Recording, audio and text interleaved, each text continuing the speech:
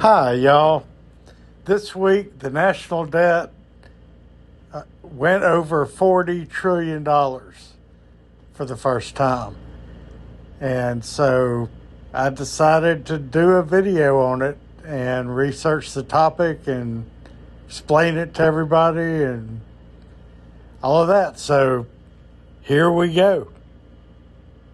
$40 trillion this week. First time in U.S. history that is not a forecast, that is Treasury's daily total.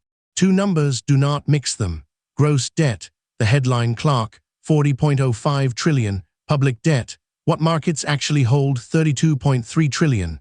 The leftover 7.8 trillion is the government owing itself. Trust funds, mostly social security and retirement accounts.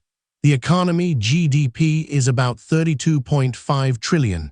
That's the country's paycheck annual rate, second quarter. Gross debt over GDP, about 123%. Public debt over GDP, about 99%, almost even with the economy. CBO talks about the second number. Headlines talk about the first. Both are true. Spend more than you tax. That's a deficit. This year's whole, about 1.9 trillion. Stack the leftovers, that's the debt. Treasury covers the gap by selling bonds. Interest is the rent on those bonds, already about $1 trillion a year. Climbing, debt over GDP is the load versus the paycheck.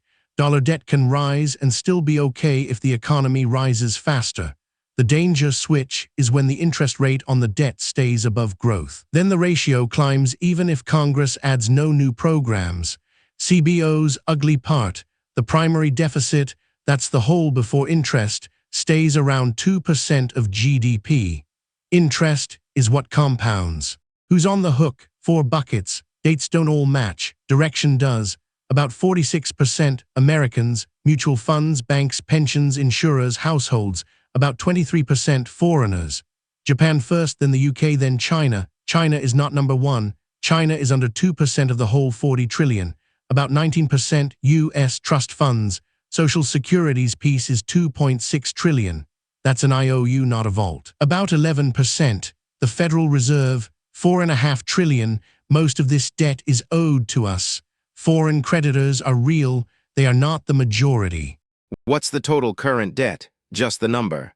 40 trillion, 47 billion, 425 million. As of August 18th, 2026. What's current GDP, and what's the debt ratio? GDP, 32.475 trillion. Second quarter, current dollars. Total debt over GDP, about 123%. Public debt over GDP, about 99%. If someone shows you one ratio without saying which debt, they're hiding a $6 trillion gap. Pulse check. Is this topic moving or is it dead air? Moving right now, crossed 40 trillion this week. Major outlets, markets talking yields. Treasury Secretary Bessent on CNBC, quote, "There's nothing magic about the 40 trillion number and we can grow our way out of that." That's the live argument. CBO's current law path does not show that. What does it look like if this continues? CBO current law not a prophecy. Public debt, 101% of GDP this year, 120% by 2036, 175% by 2056, about 168 trillion on that last step. Deficit, 1.9 trillion now, 3.1 trillion by 2036. Interest, about $1 trillion this year, 2.1 trillion by 2036. 6.9% of the whole economy by 2056. The World War II record was 106% of GDP. CBO has us through that by 2030. What's the actual problem with a ratio this high? Not the scare, the mechanism. Not bankruptcy tomorrow. A slow squeeze, then optional sudden break. Interest eats the budget before Medicare, defense, or anything new. Crowds out private investment. CBO, $1 of extra deficit, about 33 cents less private investment. Paychecks grow slower. Foreign bondholders take a bigger slice of U.S. income. Next war or recession starts from a worse hole. Markets can demand a surcharge. Rates up, interest up, more bonds. Spiral, Japan sits higher and hasn't collapsed. The U.S. difference is the reserve currency and a deep treasury market. That privilege is real. It is not infinite. Trillions are being spent on compute. How does that factor in? Different ledger, Amazon, Google, Meta, Microsoft, Oracle, about 660 to 750 billion in capex this year. Private money, data centers and chips, not social security, not treasury interest. It does show up in GDP as investment. That helps the denominator. Tax credits and power build have a fiscal tail. A capex bust would hurt growth. Scale check. 1 year of that build is about 1/3 of 1 year's federal deficit. Huge for tech, not the 40 trillion driver. Can AI solve the debt crisis one day?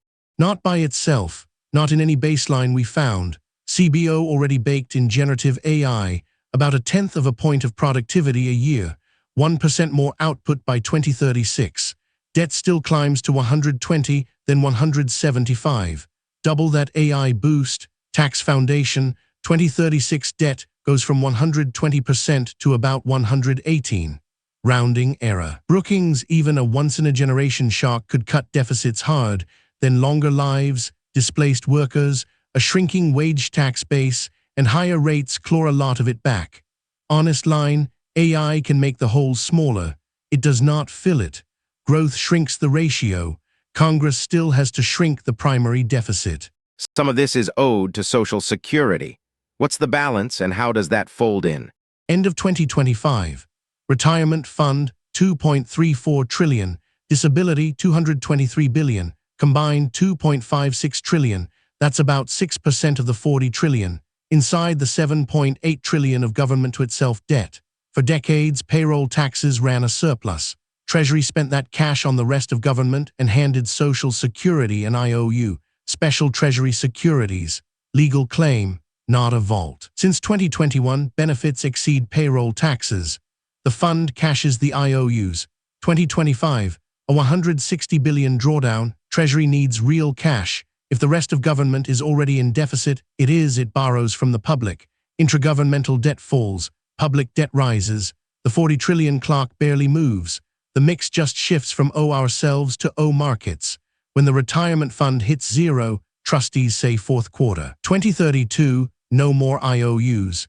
Then Social Security pays only incoming payroll taxes, about 78% of scheduled benefits. The 40 trillion does not include the future benefits that aren't securities yet. That's a separate, larger whole. Why not just write off the amount owed to Social Security and wipe the balance on both sides? You can cancel it on paper. Economists already do. Debt held by the public ignores that 2.6 trillion. Wiping both sides does not free up 2.6 trillion in cash. The cash was spent years ago. What you'd wipe is the legal permission to keep paying full benefits. Cancel the bonds and still pay Social Security in full. Congress funds it from general revenue. Gross clock looks better. Public borrowing rises faster. Same bill, different hat. Cancel the bonds and don't replace them. Under current law, benefits can only be paid from the trust funds. No reserves means an immediate cut to about 80% of checks. The 2032 cliff pulled to today. That's why it isn't done. The accounting cancel is already how CBO scores the economy. The legal cancel is a benefit cut or a new tax and borrow bill wearing a smaller headline. The clock is the hook. The ratio is the load. Interest is the monster. Compute is a different pile of money. AI is already in the forecast and the forecast still climbs. Most of the 40 trillion is owed to Americans. Social Security's slice is a claim check, not a piggy bank. Tear it up and you either cut retirees or you borrow the same dollars from the market. 40 trillion happened this week. The compounding started years ago. KillisAI, off the record. Subscribe if you want the next cut without the panic voice.